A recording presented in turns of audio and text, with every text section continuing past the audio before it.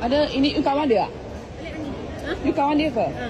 Apa masalah kenapa pukul dia? Ada itu saya suruh dia mandi, dia kotor tu. Dia Kenapa tidur kotor? di sana belakang. Ha? Dia tidur belakang. Dia tidur belakang. Dia cakap apa dengan you? Tapi ada apa masalah? Kenapa nak pukul dia? Salah hal pribadi. Ha? Hal pribadi. Hal peribadi tapi tak boleh Tak ada pukul. punya. You tak payah ikut campur punya. You siapa? Tadi dia ask for You tak payah ikut help. campur punya. You duduk. Duduk. Itu hal pribadi saya bang. You siapa mau campur dia? Tak ada. Siapa tak tahu you siapa? Ha, you Tapi tak boleh pukul orang macam Okey, you ni. duduk. Okey, you duduk. You jangan campur saya. Okey? Saya tak boleh campur apa-apa. Dia ask for help. Yati, pergi balik mandi. Aku nak mau. Dia tak nak. You duduk, you jangan campur You duduk. Saya tak nak campur juga, you know. You diam saja. Dia manja, okey? Okey, you ikut saya. Okey, saya tak nak campur, okey? You jangan campur. Dia nak ikut saya, okey? Pergi balik. Balik. Ni orang ramai. Pergi balik mandi-mandi dulu. Tidak lagi nak buka puasa. You kalau tak tahu hal pribadi saya, jangan campur Okey, saya diam, saya diam. Saya diam. Jadi kau balik. Aku 1 jam saja rehat.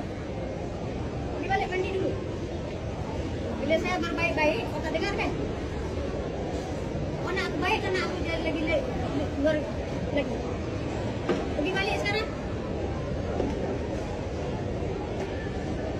Ya, apa masalah? Saya tak ada cakap apa-apa. Duduk sana. Ini saya punya hal lah, saya nak berdiri kan? You punya hal lah.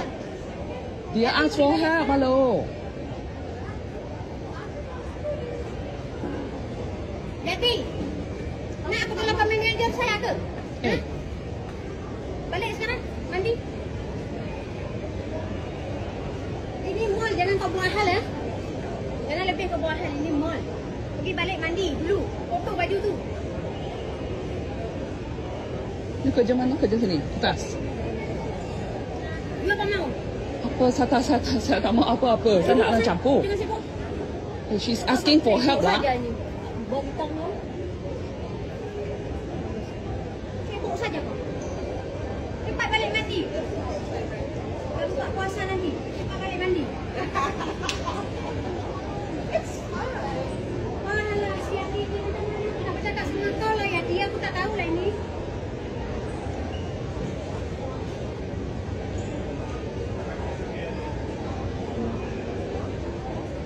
Atau depan ada management?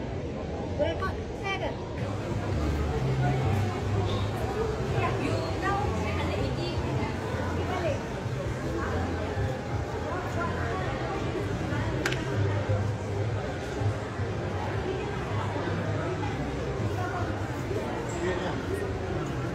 Sebab saya naikkan. Dia enggak mau, dia tidak mahu. Bagi dia balik. Dia tidak mahu. Jangan. Jangan. Dia mau dia balik dia mandi. Dia tak mau. Tak nak. Please stop. Tolonglah. Dia tak nak ikut awak. Janganlah paksa. Sorry. Saya kerja untuk mall ni. Everything okay ke? No. Balik dulu mandi. Nanti nak buka puasa. Saya nak bawa dia keluar pergi buka puasa. Tapi mandi dulu lah. Dah dia tidur atas lantai tu tadi. Dia takut nak balik. Takut apa nak balik? Dia takut kukurin aku.